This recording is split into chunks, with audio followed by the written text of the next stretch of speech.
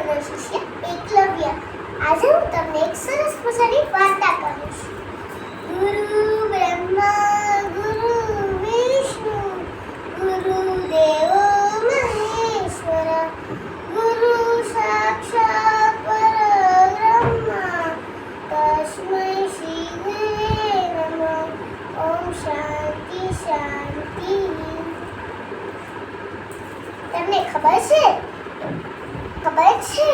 એક દિવસ ગુરુ અને શિષ્ય એક ગામેથી બીજા ગામે જતા હતા. તે મોટી નદી આવી. તે નથી ખબર એટલે ગુરુએ કહ્યું, શિષ્ય હું પહેલા જાઉં છું.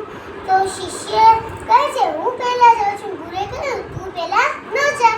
તો કોઈ શિષ્ય વાત માન્યા વગર દોડીને વહી જાય છે અને પછી ગુરુને કહે છે આ બાજુથી આવો તમે, આ બાજુથી પાણી ઊંડું નથી.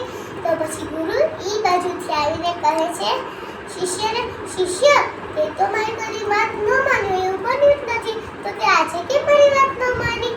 તો શિષ્યએ કહ્યું, જો હું મૃત્યુ પામું તો તમને મારા જેવા હજારો શિષ્ય મળશે.